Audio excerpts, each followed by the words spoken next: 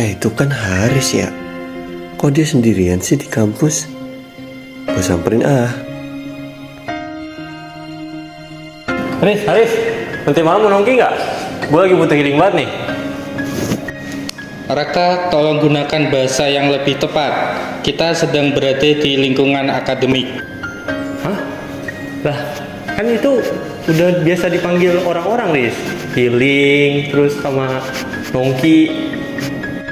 Bahasa gaul tidak cocok di situasi semi formal seperti ini, Rak.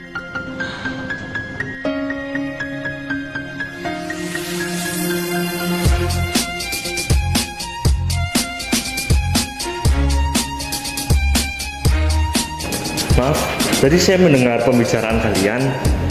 Jadi apa yang terjadi tadi merupakan contoh nyata dari variasi bahasa. Kak Rafa, gue lagi capek hari ini, jangan nambah teori mulu dong. BTW, variasi bahasa itu apa ya? Pertanyaan bagus banget nih, Rak.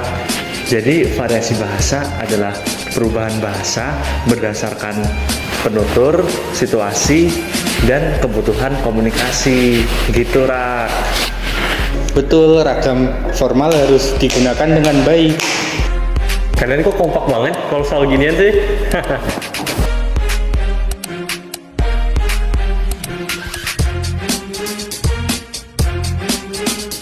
Weh, wis pada mangan belum? Ini harus mendingan langsung. Yuk mangan, di kantin, tak rilis. Kok beda sih bahasanya? Kocak sih, tapi unik juga. Ini dialek daerahku. Emang dari kecil omnya gini. Nah, tadi yang sudah disampaikan itu termasuk ke variasi bahasa, namanya dialek. Oh, sering banget gue soalnya ketemu orang yang ngomongnya beda-beda gini. Niatnya itu variasi ya? Ya, kita beda daerah, jadi beda logatnya.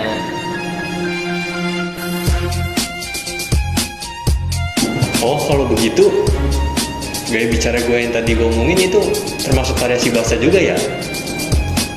Idiolek ya namanya? Nah, bener banget, Ra. Jadi, dialek adalah gaya bahasa unik setiap individu, Ra. Oh, gitu. Berarti gue bener dong ngomong-ngomong kita tadi. Bener, Rak. Tapi tetap tidak tepat untuk konteks akademik. Kenapa sih? Ini susah banget terima orang yang beda gaya ngomong. Udah, sebenarnya kalian berdua bener kok. Nah, jadi gini, dalam sosiolingvistik, dalam penggunaan variasi bahasa, kita memang harus bisa menyesuaikan dengan situasinya.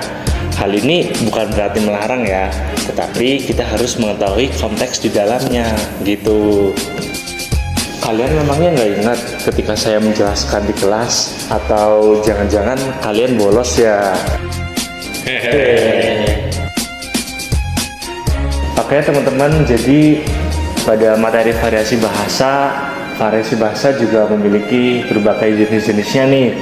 Ada dialek, ada idiolek, register, ragam lisan dan tulisan, dan ada ragam formal dan ragam informal.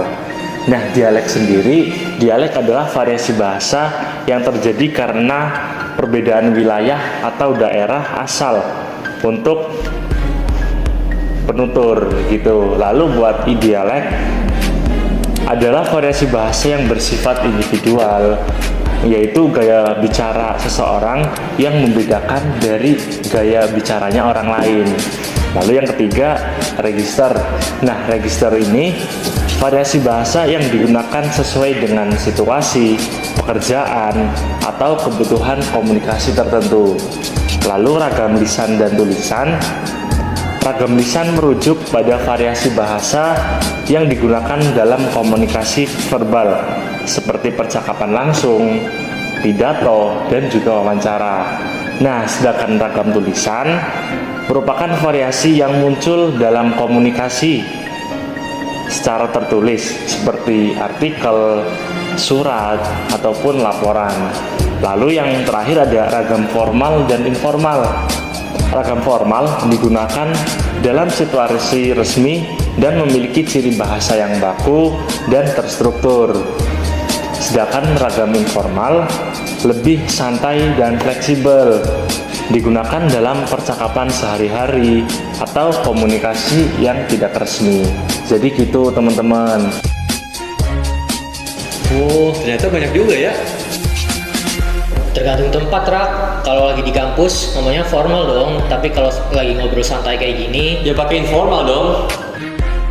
Haha, aku pun bisa menggunakan bahasa santai jika situasinya tepat. Alah, bohong lu manis ah. Nah, bahasa itu sifatnya fleksibel, bukan untuk membedakan kita, tapi justru buat menyatukan kita yang beda-beda gitu. Betul kata Kak Rafa tadi. Kadang dialekku bikin orang bingung, tapi itu bagian dari diri aku. Dan aku belajar bahwa formal tidak harus kaku. Akhirnya lu paham juga, Riz. Jadi malam ini kita jadi nongkrong, maksudnya nongki. Nah, gitu dong. Ayo, gas. Yuk. Ya.